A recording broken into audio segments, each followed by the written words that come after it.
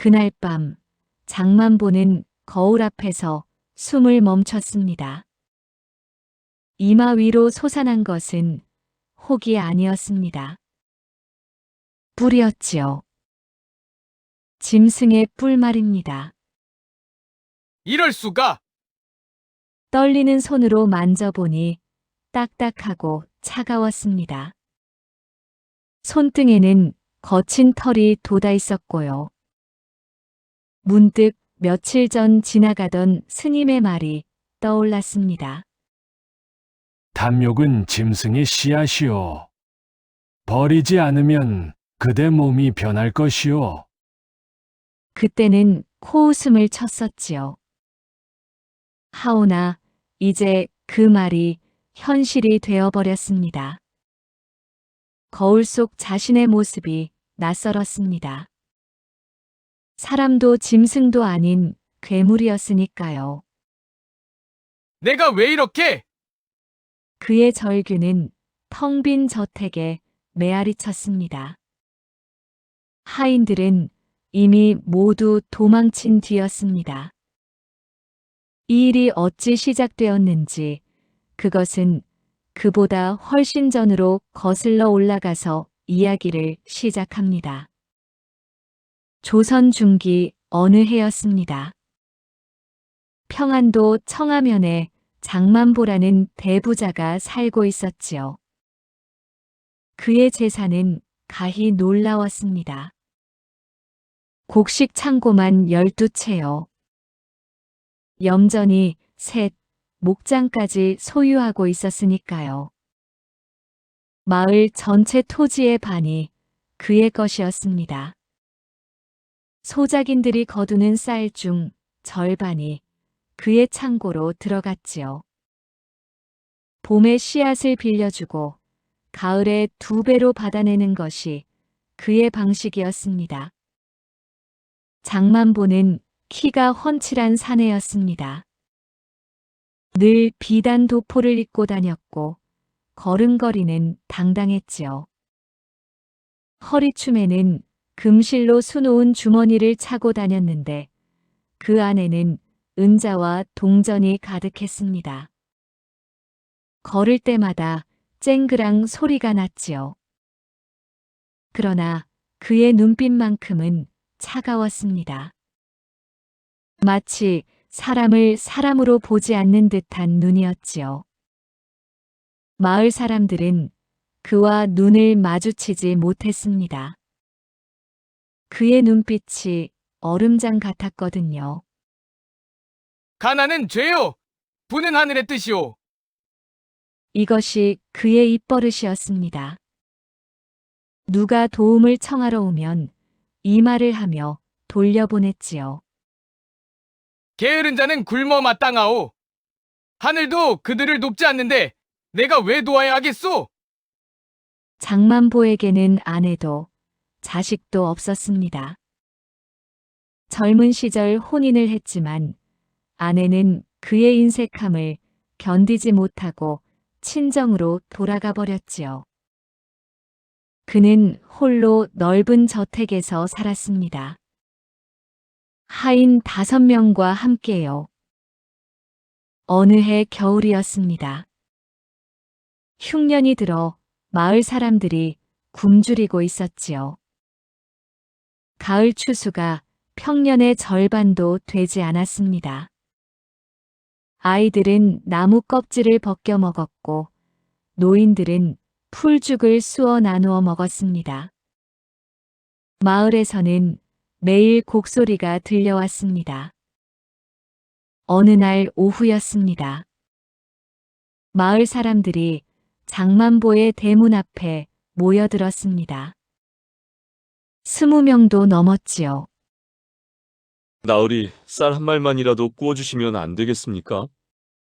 한 농부가 무릎을 꿇고 애원했습니다. 그의 뒤로 여러 사람들이 손을 모으고 있었지요. 저희 집엔 굶은 지 사흘이 된 아이가 있사옵니다. 나으리 봄이 되면 갚겠사옵니다. 제발 도와주십시오. 장만보는 대문 안에서 부채를 흔들며 말했지요. 내 쌀은 내 땀으로 모은 것이오.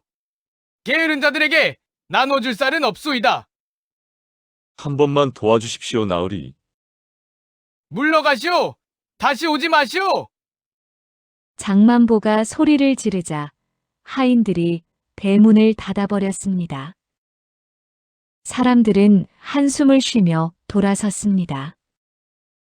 어떤 이는 눈물을 흘렸고 어떤 이는 주먹을 불끈 쥐었지요. 장만보의 쌀은 돌보다 딱딱하다 하더니 저 양반 창고에 쌀이 썩어가는데 한 톨도 안 내놓는구먼. 하늘이 보고 계실 거요. 장만보는 그런 말들을 듣고도 웃기만 했습니다. 오히려 자신을 흠모하지 않는 백성들이 어리석다고 여겼지요. 멍청한 것들 같으니 내가 왜 내 재산을 나눠줘야 한단 말인가? 그는 저녁이면 창고를 순찰하며 곡식 더미를 쓰다듬었습니다. 마치 자식을 보듯 흐뭇한 표정으로요. 손으로 쌀을 쥐었다가 놓으며 중얼거렸지요. 이 모든 것이 내 것이로다. 하늘도 나를 인정하셨구나. 나는 선택받은 자다. 그렇게 그는 자신을 신처럼 여기며 살았습니다. 밤마다 창고 열쇠를 품에 안고 잤고 아침이면 제일 먼저 창고 문이 잘 잠겨 있는지 확인했습니다. 하오나 마을 노인들은 쉬쉬하며 말했지요. 욕심이 쌓이면 복이 썩고 복이 썩으면 괴물이 깃든다더니 저 양반 언젠가 큰일 당할 거요. 재물에 눈이 먼 자는 결국 재물에 묻히는 법이지. 그해 늦가을이었습니다. 산에서 이상한 새울음 소리가 들려왔습니다. 밤마다 까마귀 떼가 장만보의 집 위를 맴돌았고요. 불길한 소리를 내며 날아다녔습니다.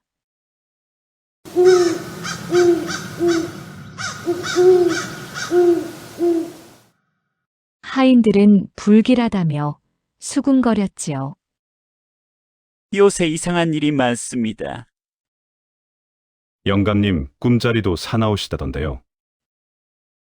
무슨 큰일이 일어나려는 게 아닐까요?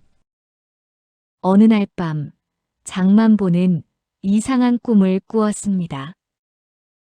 거울 속에서 짐승의 눈을 한 자신이 웃고 있는 꿈이었지요. 그 짐승은 뿔이 한 개 돋아 있었고 온몸이 털로 뒤덮여 있었습니다. 잠에서 깨어난 그는 식은 땀을 흘리며 중얼거렸습니다. 꿈일 뿐이다. 그저 꿈일 뿐. 하오나 그것은 꿈이 아니었습니다. 이미 무언가가 시작되고 있었던 것입니다. 그날 밤 하늘에는 별이 하나도 보이지 않았지요. 그로부터 며칠 후였습니다. 장만보는 평소와 같이 아침에 세수를 하고 나서 방에서 거울을 보았습니다. 그리고 깜짝 놀라 뒤로 물러섰지요. 이마 위에 작은 혹 같은 것이 돋아 있었습니다. 이게 무엇이냐? 그는 손으로 만져보았습니다. 딱딱하고 뾰족했지요. 마치 뼈처럼요. 눌러보니 아팠습니다. 이건 어제는 없었는데. 장만보는 다시 거울을 들여다보았습니다. 분명히 혹이었습니다. 파달만한 크기였지요. 피곤해서 그런가? 그는 애써 무시하려 했습니다. 하오나 마음 한편이 불안했지요. 하루가 지났습니다. 혹은 조금 더 커져 있었습니다. 이제는 손톱만 했습니다.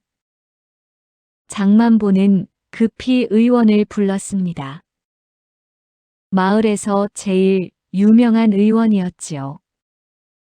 의원은 한참을 들여다보더니 고개를 저었습니다. 이것은 몸의 병이 아니옵니다. 마음의 병이지요. 무슨 소리냐? 마음에 혹이 돋는단 말이냐? 장만보가 화를 냈습니다. 의원은 조심스럽게 말했습니다. 옛 의서에 이런 말이 있사옵니다. 욕심이 쌓이면 몸에 나타난다고요. 소인은 약을 쓸 수가 없사옵니다. 허튼 소리! 니놈은 돌팔이로구나! 나으리 진정하시옵소서. 썩 나가거라! 의원은 그렇게 말하고 황급히 떠나버렸습니다. 뒤돌아보며 안타까운 눈빛을 보냈지요. 장만보는 화를 냈지만 소용없었습니다.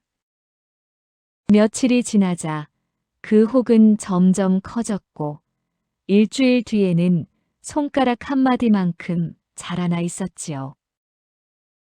이제는 뾰족하게 솟아올라 있었습니다. 이제는 숨길 수 없었습니다. 사람들이 쳐다보았으니까요. 저 양반 이마에 뭐가 생겼네. 혹인가? 아니, 저건 뿔 아닌가? 장만보는 삿갓을 눌러쓰고 다니기 시작했습니다. 밖에 나가기가 두려웠지요. 하인들은 그를 보며 수군거렸고 아이들은 멀리서 손가락질을 했습니다. 저 양반 이마에 뿔이 생겼대요. 욕심쟁이라서 그런 거래. 우리 할머니가 그러셨어. 욕심 많은 사람은 짐승이 된다고. 장만보는 분노했습니다. 하오나 어찌할 도리가 없었습니다. 거울을 볼 때마다 그 뿔은 더 자라나 있었으니까요. 그러던 어느 날 오후였습니다. 산에서 내려오는 묘현 스님이 그의 앞을 지나쳤습니다. 스님은 회색 장삼을 입고 지팡이를 짚고 있었지요. 장만보를 보더니 걸음을 멈추고 말했습니다. 탐욕은 짐승의 씨앗이요. 버리지 않으면 그대 몸이 변할 것이요. 장만보는 삿갓을 벗어던지며 소리쳤습니다. 스님도 쌀을 얻으러 왔나 보군. 내게서는 한 톨도 얻어갈 수 없을 것이오. 스님은 안타까운 눈으로 고개를 저었습니다. 그대가 가진 것은 곡식이 아니라 독이요. 그 독이 그대를 삼킬 것이요. 허튼 소리! 썩 물러가시오! 지금이라도 늦지 않았소. 욕심을 버리시오. 당장 나가시오! 장만보가 주먹을 들어 올리자 스님은 더 이상 말하지 않고 떠나갔습니다. 뒤돌아보며 한숨을 쉬었지요. 안타까운 일이로다. 그날 밤 장만보는 거울 앞에 섰습니다. 이마의 혹은 이제 분명히 뿔의 형태를 띠고 있었습니다. 길이가 손가락 2마디는 되었지요. 이럴 리가 없다! 그는 뿔을 잡아당겼습니다. 찢어질 듯 아팠고 피가 났지요. 하오나 뿔은 떨어지지 않았습니다. 아! 그는 비명을 지르며 벽을 쳤습니다. 공포가 엄습했습니다. 처음으로 두려움을 느꼈습니다. 평생 누구도 두려워하지 않고 살았는데 이제는 자기 자신이 두려웠습니다. 그러나 그는 여전히 자신의 욕심을 버리지 못했습니다. 그저 뿔을 숨기는 데만 급급했지요. 이것만 지나가면 괜찮을 것이다. 그렇게 스스로를 속이며 살았습니다. 매일 밤 거울을 보며 기도했지요. 제발, 제발 사라져라. 하오나 뿔은 사라지지 않았습니다. 오히려 더 자라났습니다.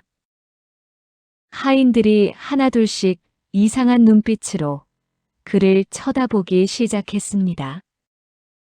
밥상을 들고 올 때도 고개를 숙였고 말을 건네도 제대로 대답하지 않았지요.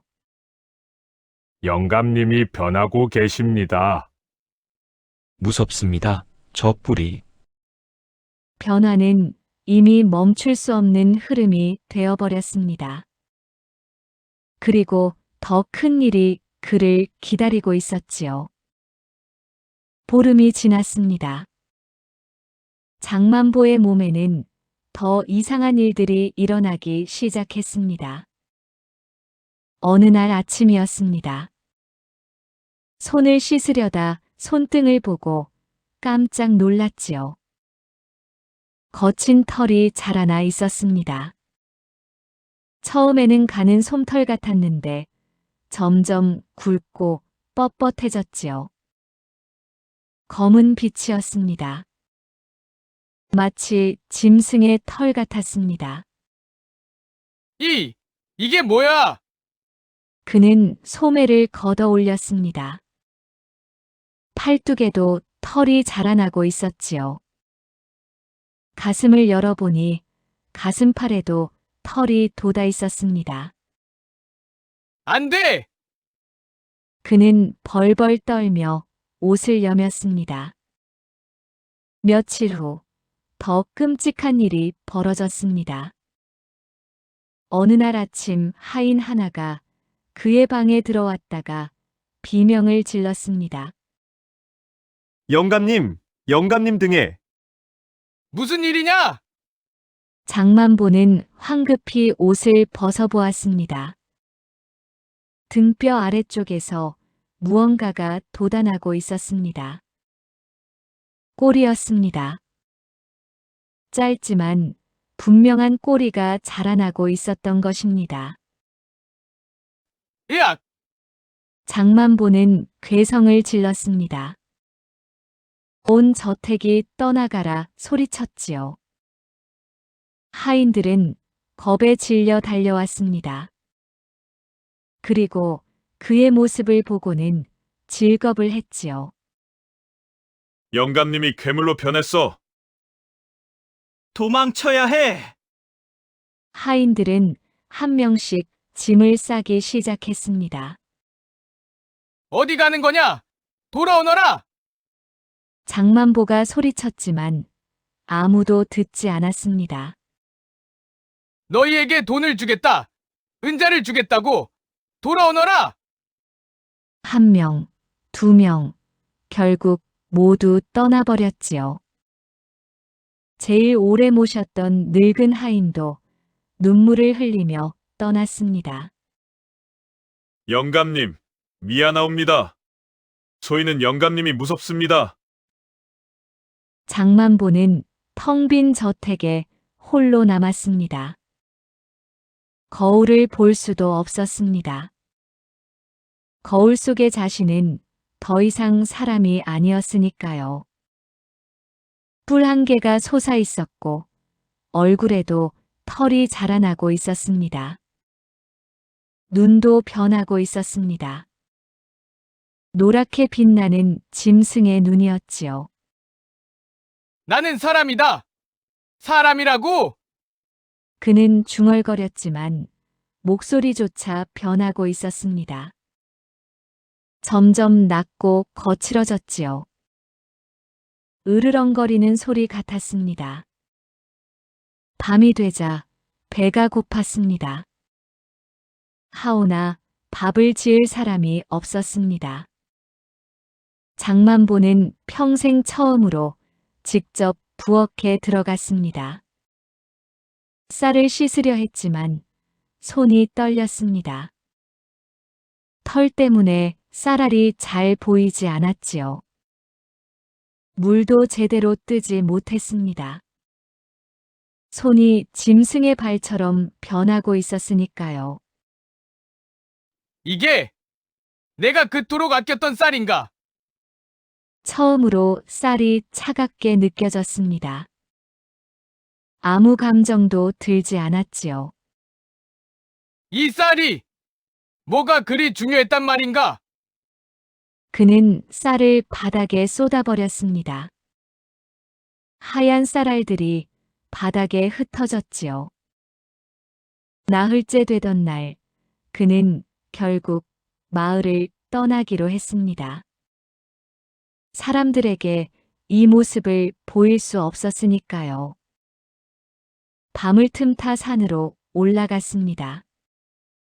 삿갓을 깊이 눌러쓰고 긴 도포로 몸을 감쌌지요.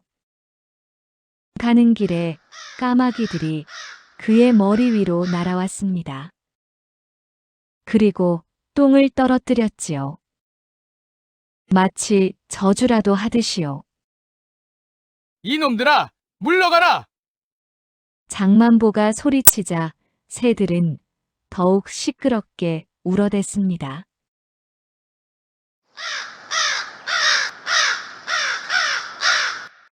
불길한 소리였지요. 그리고 산길을 오르는데 개들이 지저댔습니다. 물러가라! 하오나 개들은 물러서지 않고 이빨을 드러냈습니다. 마치 그를 괴물로 여기는 것 같았지요. 그리고 장만보는 너무 지쳐서 쉴 곳을 찾고 있었습니다. 그러던 중 어떤 동굴을 발견했지요. 그리고는 동굴 속으로 들어갔습니다. 깊은 동굴 속에서 호랑이를 만났습니다. 장만보는 겁에 질려 멈춰 섰습니다. 호랑이는 천천히 다가왔지요. 하오나 호랑이는 그를 보더니 고개를 돌렸습니다. 마치 역겨운 것을 본 듯이요. 꼬리를 흔들며 산속으로 사라졌습니다. 너는 사람도 아니요, 짐승도 아니로다. 호랑이의 목소리가 들리는 듯 했습니다. 물론 진짜 말은 아니었겠지요. 그러나 장만보에게는 그렇게 들렸습니다. 우리 산에서 나가거라. 너 같은 괴물은 필요 없다. 세상 모든 것이 그를 버렸습니다. 사람도, 짐승도, 새도, 개도. 그는 바위 밑에 주저앉아 울었습니다. 평생 처음 우는 것이었지요. 눈물이 비 오듯 쏟아졌습니다. 나는 무엇이 되어버린 것인가? 이게 다 내 욕심 때문인가? 아니야! 아니야! 나는 잘못한 게 없어! 그러나 마음 깊은 곳에서는 알고 있었습니다. 모든 것이 자신의 탓이라는 것을요. 그때 문득 묘현 스님의 얼굴이 떠올랐습니다. 스님! 스님을 찾아가야 한다! 그는 비틀거리며 일어났습니다. 절을 향해 걸었지요. 가는 내내 눈물을 흘렸습니다. 사흘을 걸어 절에 도착했습니다. 다리에는 힘이 없었고 온몸은 땀으로 젖어 있었지요. 대웅전 앞에 무릎을 꿇고 애원했습니다. 스님! 저를 구원해 주시옵소서! 이 몸을 다시 사람으로 돌리고 싶사옵니다. 묘현 스님은 그를 보며 한숨을 쉬었습니다. 이제야 깨달았소. 묘현 스님은 장만보를 절 뒤편으로 데려갔습니다. 산을 조금 오르니 작은 터가 나왔지요. 그곳에는 작은 호수가 있었습니다. 하오나 물이 맑지 않았습니다. 썩은 물과 흙탕, 오물이 뒤섞인 곳이었지요. 악취가 코를 찔렀습니다. 이게 무슨... 장만보가 코를 막았습니다. 저것이 무엇입니까? 이것은 번뇌의 호수이옵니다. 세상 사람들의 욕심과 집착이 모인 곳이지요. 스님은 고요히 말했습니다. 그대가 진정 사람으로 돌아가고자 한다면 이 호수에 5번 잠수해야 하오. 숨을 참고 바닥까지 내려갔다 올라와야 하오. 이런 더러운 곳에 제가 왜 들어가야 합니까? 장만보는 소리쳤습니다. 평생 더러운 것을 만져본 적이 없었거든요. 그대 마음이 그보다 더럽지 않소. 스님의 말에 장만보는 입을 다물었습니다. 들어가지 않으면 평생 그 모습으로 살아야 할 것이오. 선택은 그대의 몫이오. 하오나, 스님! 다른 방법은 없소. 욕심을 씻어내려면 이 길밖에는 방법이 없소. 장만보는 망설였습니다. 호수를 내려다보니 구역질이 났지요. 하오나 달리 방법이 없었습니다. 알겠습니다. 들어가겠습니다. 그는 떨리는 손으로 옷을 벗었습니다. 온몸에 털이 드러났지요. 꼬리도 보였고요. 호수 앞에 섰습니다.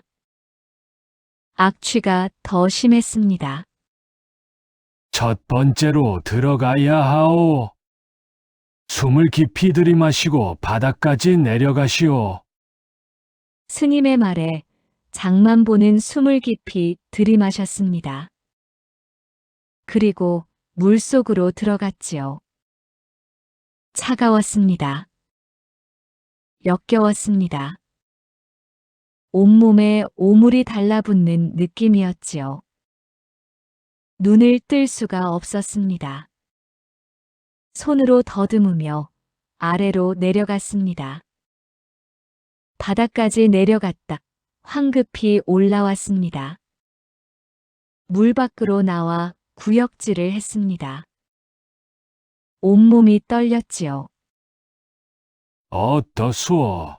스님이 물었습니다. 더럽습니다. 견딜 수가 없습니다. 그것이 그대 마음의 모습이오. 장만보는 고개를 떨궜습니다. 아직 4번이 남았소. 2번째 잠수는 더 힘들었습니다. 이미 온몸이 오물로 젖어 있었거든요. 물속으로 들어가니 두려움이 엄습했습니다. 이대로 나오지 못하면 어쩌나? 물속에서 자신의 과거가 스쳐 지나갔습니다. 굶주린 사람들의 얼굴이 보였지요. 사람 말만. 제발. 아이가 굶어 죽습니다. 영감님 제발. 그들의 목소리가 들렸습니다. 귓가에 울려 퍼졌지요. 물 밖으로 올라와 숨을 헐떡였습니다. 스님, 무섭습니다. 계속하시오. 이제 겨우 2번 하였소. 3번째, 그는 물속에서 울었습니다. 눈물과 오물이 섞였습니다. 후회가 밀려왔습니다. 내가 무슨 짓을 한 것인가? 물속에서도 눈물이 흘렀습니다. 가슴이 미어졌지요. 나는 사람이 아니었구나. 짐승만도 못했구나. 올라와서는 한참을 울었습니다. 스님은 말없이 지켜보았지요. 4번째, 그는 물속에서 기도했습니다. 용서해 주십시오. 제발 용서해 주십시오. 제가 잘못했습니다. 모두 제 탓입니다. 손을 모으고 절을 했습니다. 물속에서도 절을 했지요. 마지막 5번째였습니다. 장만보는 호수 앞에 섰습니다. 이번에는 떨리지 않았습니다. 마지막이라는 생각에 마음이 차분해졌지요. 깊이 숨을 들이마셨습니다. 그리고 천천히 물속으로 내려갔습니다. 두렵지 않았지요. 오히려 평온했습니다. 바닥에 닿았습니다. 그는 무릎을 꿇었습니다. 물속에서 절을 했습니다. 1번, 2번, 3번. 이제야 깨달았습니다. 욕심이 저를 괴물로 만들었습니다. 용서해 주십시오. 진심이었습니다. 마음속 깊은 곳에서 우러나온 참회였지요.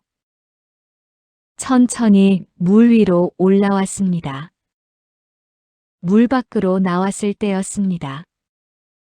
몸이 가벼웠습니다. 뭔가 떨어져 나간 느낌이었지요. 무거운 짐을 내려놓은 것 같았습니다. 스님, 장만보가 외쳤습니다. 묘현 스님은 미소 지으며 고개를 끄덕였습니다. 장만보는 자신의 손을 내려다보았습니다. 털이 사라져 있었습니다. 깨끗한 살갗이었지요. 머리를 만져보니 뿔도 없었습니다. 매끈한 이마였지요. 등을 만져보았습니다. 꼬리도 사라졌습니다. 저는 다시 사람이 되었습니다. 그는 자신의 몸을 내려다보며 믿을 수 없다는 듯 중얼거렸습니다. 정말로? 그리고 스님 앞에 무릎 꿇고 큰 절을 올렸습니다. 이마가 땅에 닿도록 깊이 절했지요. 고맙습니다, 스님. 정말 고맙습니다. 눈물이 또다시 흘렀습니다. 하오나 이번에는 기쁨의 눈물이었지요.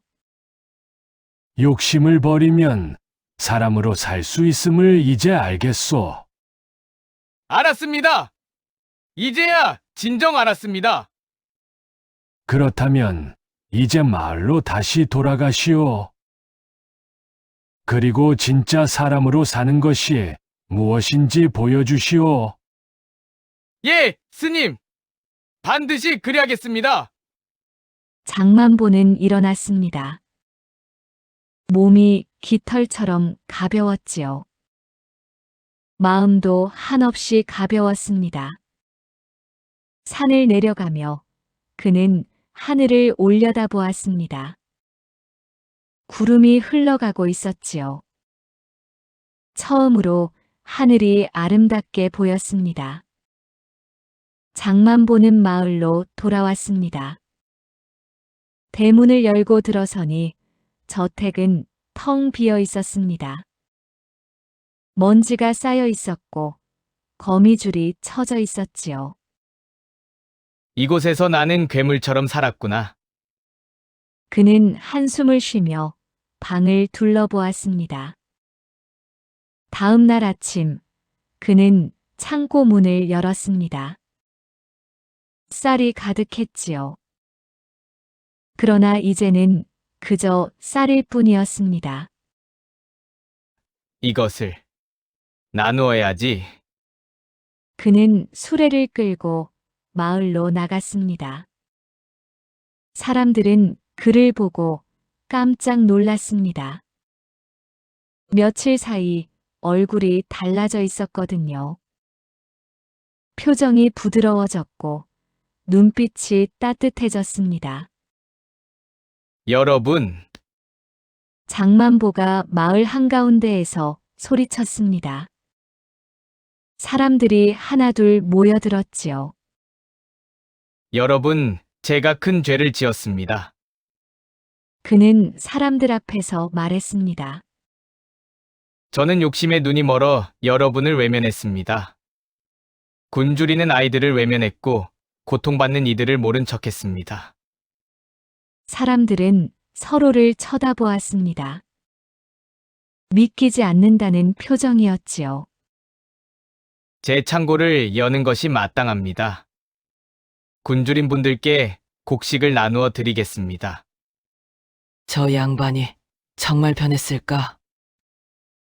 아니면 또 무슨 꾀를 부리는 걸까? 믿을 수 없어. 장만보는 그들의 의심을 알고 있었습니다. 믿지 못하시는 게 당연합니다.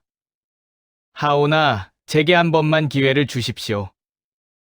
그는 고개를 깊이 숙였습니다. 하오나 장만보는 진심이었습니다. 그날부터 그는 창고 문을 열었습니다. 그리고 직접 쌀을 퍼서 사람들에게 나누어 주었지요. 처음에는 조심스럽게 다가오던 사람들도 점차 믿기 시작했습니다. 고맙습니다, 나으리. 은혜를 잊지 않겠습니다. 장만보는 그들의 손을 잡으며 말했습니다. 제가 미안합니다. 진작 이렇게 했어야 했습니다. 나으리, 정말로 변하셨습니까? 한 노인이 물었습니다. 예, 변했습니다. 아니, 이제야 사람이 되었습니다. 그는 날마다 가난한 이들을 도왔습니다. 병든 이에게는 약을 구해 주었고, 집 없는 이에게는 거처를 마련해 주었지요. 겨울이 오자 추위에 떠는 이들에게 옷과 이불을 나누어 주었습니다. 나으리 이렇게까지 하시면 괜찮습니다. 이것이 제가 해야 할 일입니다. 봄이 왔습니다. 장만보는 가난한 농부들에게 씨앗을 나누어 주었습니다. 그것도 거저 주었지요. 가을에 갚으시면 됩니다. 아니, 갚지 않으셔도 됩니다. 나으리, 사람들은 눈물을 흘렸습니다. 세월이 흘렀습니다. 어느 해 가을이었습니다. 또다시 흉년이 들었지요. 수확이 평년의 절반도 되지 않았습니다. 장만보는 창고를 열려다가 문득 멈칫했습니다. 이 쌀을 모두 나누어 주면 나는 가난해지지 않을까? 잠시 욕심이 고개를 들었습니다. 내년에는 더 흉년이 들 수도 있지 않은가? 조금만 남겨두는 게 그는 창고 문 앞에서 망설였습니다. 그날 밤 장만보는 거울을 보다가 소스라쳤습니다. 이마에 작은 혹이 다시 돋아나고 있었습니다. 아니, 그는 혹을 만져보았습니다. 딱딱했습니다. 안 돼. 그는 무릎을 꿇고 통곡했습니다. 나는 아직도 완전히 깨닫지 못했구나. 눈물이 비오듯 쏟아졌습니다. 스님께서 말씀하셨지. 욕심은 순간이면 되살아난다고. 경계하지 않으면 안 된다고. 그는 밤새도록 울었습니다. 다음 날 아침, 그는 모든 창고를 열었습니다. 단 한 톨도 남기지 않고 모두 나누어 주었지요. 나으리, 이러시면 나으리는 어찌하십니까? 저는 괜찮습니다. 여러분이 굶지 않는 것이 더 중요합니다. 하오나, 염려 마십시오. 제게는 이미 충분합니다. 마지막 쌀 한 톨까지 모두 나누어 주었습니다. 그날 밤 그는 거울을 보았습니다. 이마의 혹은 사라져 있었지요. 고맙습니다. 정말 고맙습니다. 그는 하늘을 향해 절을 했습니다. 욕심은 순간이면 되살아나는구나. 평생 경계해야 하는구나. 그렇게 스스로를 일깨우며 살았습니다. 이후로 장만보는 늘 자신을 돌아보았습니다. 조금이라도 욕심이 생기면 스스로를 꾸짖었지요. 욕심을 부리면 다시 짐승이 된다. 마음을 씻는 것은 하루 일이 아니다. 그는 평생을 가난한 이들을 도우며 살았습니다. 자신은 소박하게 살면서 남을 위해 헌신했지요. 세월이 흘러 장만보가 세상을 떠날 때가 되었습니다. 그는 병상에 누워 있었습니다. 마을 사람들이 모두 모여들었지요. 나으리, 괜찮으십니까? 나으리, 돌아가시면 안 됩니다. 장만보는 희미하게 웃으며 말했습니다. 괜찮습니다. 저는 이제 편안합니다. 저는 이제야 진짜 사람으로 살다 가는 것 같습니다. 그의 손을 잡고 있던 한 노인이 눈물을 흘리며 말했습니다. 나으리야말로 진짜 부자셨습니다. 마음이 부유한 분이었지요. 사람들은 고개를 끄덕였습니다. 그렇습니다. 진짜 부자. 장만보는 평온한 얼굴로 눈을 감았습니다. 그의 장례식 날 마을 사람들이 모두 모였습니다. 울음소리가 끊이지 않았지요. 무덤 앞에는 늘 꽃이 놓여 있었고 사람들은 그를 기억했습니다. 그 후로 사람들은 장만보를 마음을 씻은 부자라 불렀습니다. 오늘날까지도 그 마을에서는 이런 말이 전해진다고 합니다. 욕심을 버리면 사람이 되고 욕심을 품으면 짐승이 된다. 재물은 나누어야 복이 되고 쌓아두면 독이 된다. 마음을 씻는 것은 하루 일이 아니라 평생의 일이다. 이 이야기는 욕심에 대한 경계이자 참회에 대한 가르침이며 변화에 대한 희망입니다. 그리하여 이 이야기는 대대로 전해 내려오고 있답니다. 지금도 그 마을에 가면 장만보의 무덤을 볼 수 있다고 하지요. 이것이 바로 장만보의 이야기입니다. 한때 욕심에 눈이 멀었던 그는 결국 깨달음을 얻어 많은 이들에게 선행을 베풀고 그 마음을 남긴 채 세상을 떠났지요.